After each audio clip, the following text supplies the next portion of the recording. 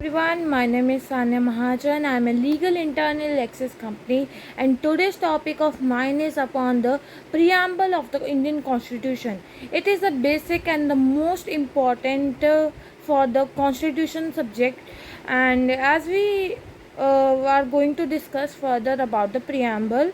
Firstly, we must know the official language of the preamble, which is written in the Constitution. That is, we, the people of India, having solemnly resolved to constitute India into a sovereign, socialist, secular, democratic republic, and to secure to all its citizens. And further, there is justice, social, economic, and political, liberty of thoughts, expression, belief, faith, worship, equality of status and of opportunity, and to promote among the all. There is a fraternity assuring the dignity of the individual and the unity and the integrity of the nation.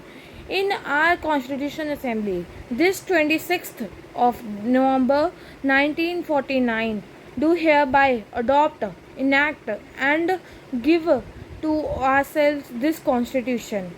And here is the interpretation of the Constitution. The preamble is the key to open the mind of the makers, but it does not mean that the preamble can override the express provision of the act. And here is the case related to it, that is the Keshwanand Bharati's case, where the Supreme Court rejected the above view and held that the preamble is type of or the part of the Constitution. Though it is any ordinary statute, not much important is attached to the preamble. All the importance has to be attached to the preamble in a constitution statute. The purpose it serves. Let us know about the purpose of the preamble. That is, firstly, it indicates the source from which constitution comes, the people of India, and it contains the enacting clause which brings into force of the constitution, and it also declares the great right and freedoms which the people of India intended to secure to all citizens, and basic type of government and polity which was to be established. There is the objective which is enshrined in the preamble. Firstly, following are the same.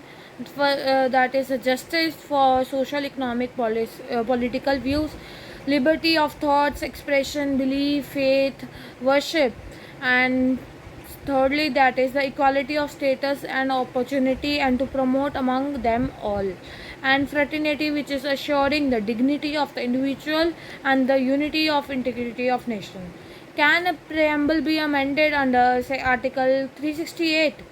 The question was raised firstly in the Supreme Court case, which is the Keshwanand Bharati versus State of Kerala, and where the preamble can be. It was stated that the preamble can be amended under Article 368, and it was said that since the preamble was a part of the Constitution, it could be amended like any other provisions which is mentioned in the Constitution. There is a relation between the 42nd Amendment of the Indian Constitution and the preamble. The amendment has inserted three words in the preamble, that is the secularism, socialism, and integrity. These concepts were already implicit in the Constitution, and the amendment merely spells out clearly these concepts in the preamble.